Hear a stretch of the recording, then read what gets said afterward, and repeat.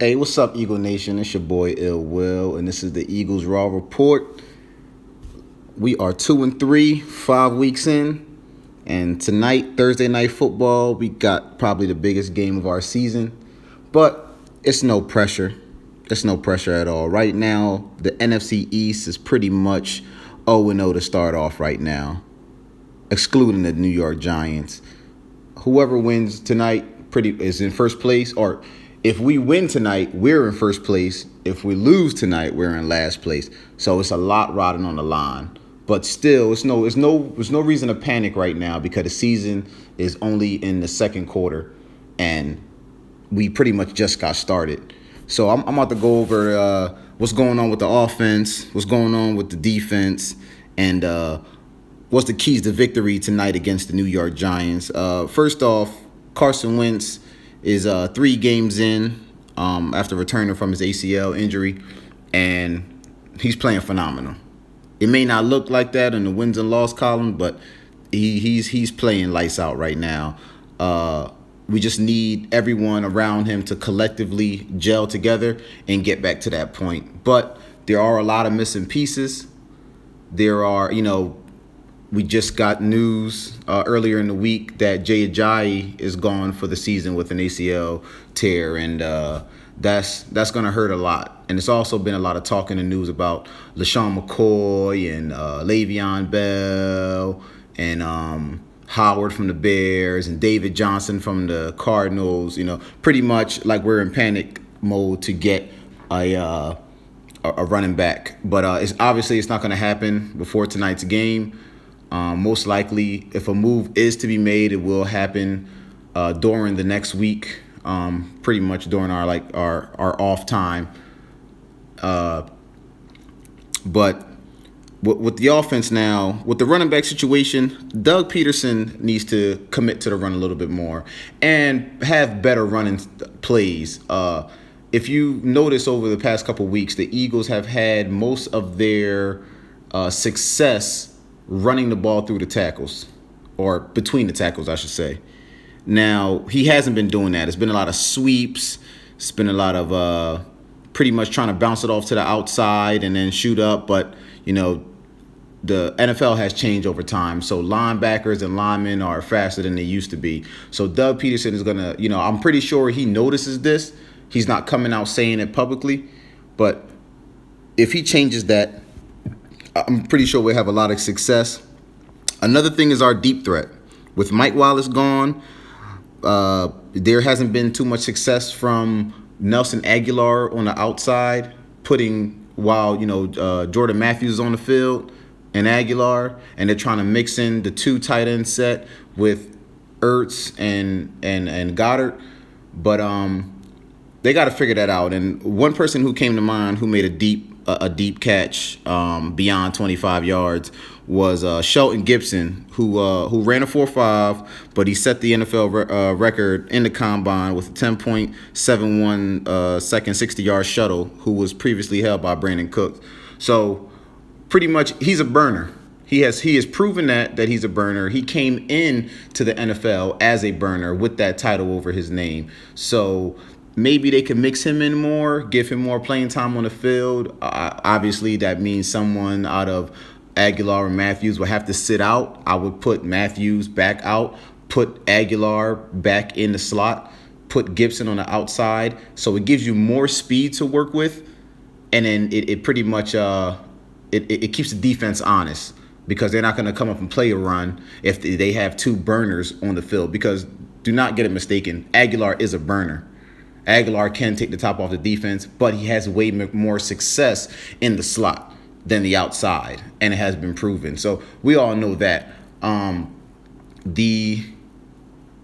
offensive line is they're not playing to their full potential.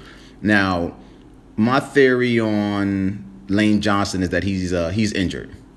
I feel that Lane Johnson has been injured for some time, and he's playing through it, and he's not going to complain about it. He's just going to play through it until he can't anymore.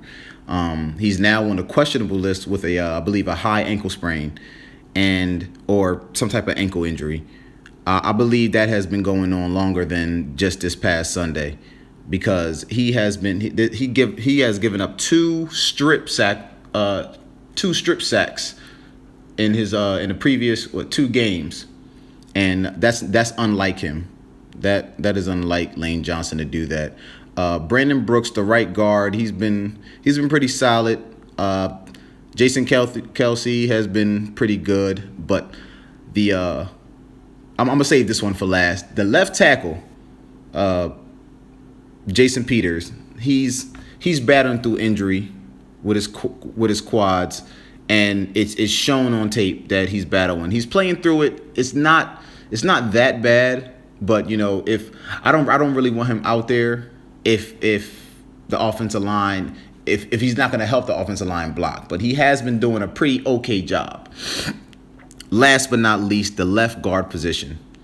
Now, Stefan Wisniewski, I believe that's how you pronounce his name. He's our left guard, number 61. He played from game, I believe, 4 on from last year, and he has been our left guard, and he's been a stud. He has been benched starting Sunday against Minnesota for poor play, so they say. But he hasn't been playing bad. And it's puzzling that they would resort back to Isaac Seumalo. Now, if you go back to 2017 season, Game 2 against the Kansas City Chiefs, well, he started Game 1 as well, but Game 2 was when he really got exposed. Can't block, not good with his feet, shows he's not confident. He's a good running guard, but other than that, when it comes to pass protection, he's probably the bottom of the barrel on one of the worst in the NFL. And it showed in that game. And right after that game, they pulled him, and he never became a starter again, ever. He cannot block on the pass worth a damn. Honestly, he came in as a right guard against the Denver game when Nick Foles came in after we were pretty much blowing him out of the water, and they pulled the starters, and he gave up a strip sack for a touchdown against that game. That was the guy who gave up that touchdown. And it's sad because Eagles have been drafting terrible offensive linemen for the past couple of years, because Vaitai is no good. Neither is Isaac Seumalo. And these guys were pretty much drafted to take over after certain personnel leave, or they are our emergency backup linemen. And Isaac Seumalo, Vaitai, they're not good. They're really not good. And I'm not talking. I'm speaking through numbers and from what I see on film. These guys are probably the worst at their job, and they need to fix that quick. And Isaac Seumalo is not the answer at left guard. I don't know who could be, because Chance Warmack is terrible as well. The reason why Stefan Wisniewski is the best option. I mean, we won the Super Bowl with him, and I believe that, the Philadelphia Eagles are being biased with Jalen Mills is part of the Super Bowl run, and then didn't bench him and give somebody else a chance. But they pulled Stefan Wisniewski. Now it was in reports that he possibly could be a part of a trade deal, and in order to prevent injury, so he's still valuable in that trade, is to pretty much not play him to prevent any type of injury, to keep his value up. I don't know how true that is, but it can't be for poor gameplay, because you can't get any worse than Isaac Seumalo, and for you to pull him, something else is going on behind closed doors that we are just unaware of. But the left guard is going to be an issue. Watch out for that tonight in that New York Giants game. I'm pretty sure that they're going to try to take advantage as much as they can, and that is going to be a problem for Carson Wentz, because the pressure at this point is not coming from his blind side or his non-blind side. It's coming right through the middle. That left guard position, the quick move, he's right in Carson Wentz's face, the defensive tackle or left guard, depending on what type of defense they were in. And it's going to be a problem, because we can't have Wentz every single drop back scrambling out and running running for the sideline or trying to escape and become Houdini and have some magical play. It's not going to happen every time. Sometimes he's going to roll out and then run right into someone. And we can't have Carson Wentz continuously keep getting hit. So Doug Peterson is going to have to come up with a game plan that's going to kind of get the ball out of Carson Wentz's hand fast and in a hurry, so we can keep the defense honest, so that could pretty much open up our run game. And that's part of the that's on the agenda for the keys to victory. But on to the defense. Anthony Maddox has looked pretty good at the safety position. I think he's going to stay there for the remainder of the season, barring any injury. In the secondary, Jalen Mills' name continuously comes up, and after going back and forth, with this saying why won't they bench him, and it's unfair that the franchise is doing this to us. Jalen Mills, it's not his fault, because Jim Schwartz, if you listen to his interviews, he's telling you that it's not Jalen Mills' fault. He's like, it's my fault. Pretty much what he's saying is Jalen Mills is supposed to get help on probably almost every snap, some type of assistance. But because of the situation and him just pulling the trigger on a blitz play, it leaves Jalen Mills out there on the island. And he's praying that the blitz doesn't get picked up and we get the sack or whatever, or a hurry throw that's bad for an interception. It's not. Our blitz gets picked up and the quarterback is able to make a play through the air.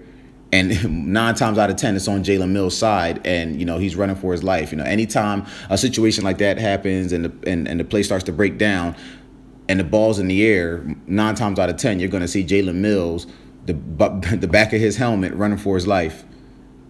And it's not his fault, because we all know, everyone knows, Jim Schwartz knows that this guy he doesn't have any type of wheels on him. Short yardage, yeah, he's good. But anytime there's a play over 15, 20 yards, it's going to be bad, because he bites on every double move that comes, because he's so used to everyone taking advantage of the underneath routes, because he's playing 10 yards out, that when they give him that the idea that they're doing a comeback or some type of slant or some type of inside dig route, he's biting hard on it. And I don't know why he can't stop and try to keep him on his toes in practice, or give him that situation that's going to reflect on a Sunday. But it's something that Jim Schwartz is going to have to figure out. It's definitely something that Jim Schwartz is going to have to figure out with Jalen Mills. Even during the blitz, we're going to have to leave a safety up top to help him out, no matter what. Not Ronald Darby could hold his own. He's been a little questionable as well, but he could hold his own when it comes to running neck and neck with the receiver. But Jalen Mills, obviously, it's been a struggle with him. But it's no reason for us to really panic, because we're not even at full strength. Now, if we were at full strength, if we had the Mike Wallaces, and we had Rodney McLeod, and our D-line had everyone, it would be time to panic. It would be a lot of time to panic, because you'll say to yourself, we have our whole team together and we're losing football games. But we have yet to have our whole team together. And one of the big reasons I feel that we haven't been getting as much pressure and getting to the quarterback and as much knockdowns and hits as we wanted to on the quarterback, we missing one of our Super Bowl defensive tackles, which was Timmy Jernigan. He's been gone. He should be on his way back within the next week or two, I believe. There hasn't been too much chatter about him, but I believe he's on his way back. And Derek Barnett didn't play on Sunday either. So he's questionable for tonight. He should be playing. But with those individuals back on the defensive line, we have a lot of leverage. We got a lot of pressure, and defense is going to have to pick and choose on who they're going to double. Because if you double Cox, Timmy Jernigan is going to get through. If you double Timmy Jernigan, Cox is going to get through. And then at the same time, you got to worry about our edge pressure with Derek Barnett and Michael Bennett and Brandon Graham and Chris Long. So once we have full strength, especially on our defensive line, because that's what we're the best at on defense, we're gonna be good to go. Um, Now I'm gonna jump into the keys of victory tonight. The keys of victory is first start off with the running game. We need to hit the ground running. We need to open up the running game a lot more than we have. We need to commit to the uh, to the running game and run between the tackles more. We also need to score on our opening drive, whether it's holding them to a field goal or holding them to no points, 3 and out. And once we get the ball, if we get it first or however it works out, we need to get on the board and have the opposing team, or New York Giants in this case, trail and follow us. They need to chase us. They need to chase us. We need to not chase the opposing team on the scoreboard. It hasn't been like that last year, but it's like this year, and we're continuously fighting our way back into games. We need to take the lead early and hold on to it, and then the defense will play off of that, and then the offense will play off the defense, and then it'll go back and forth, and they'll gel well with one another. So that's one. Two, we need to figure out our deep threat. We need to, if Gibson's going to be on the field, we need to go ahead and take those shots early, especially while we have the lead. We need to go ahead and take those shots early in the game, which will open up the running game more. So Carson Wentz later in the game wouldn't have to continuously drop back, 40 to 50 times. We don't need that. We don't need that, especially him just coming back this year off his ACL tear. And our mission is to get back to the Super Bowl. So that's another thing they're going to have to do. And let's get Goddard involved more. Let's get Jeffrey involved. Let's get Ertz involved. Let's spread the ball like we have been doing, along with running the ball efficiently.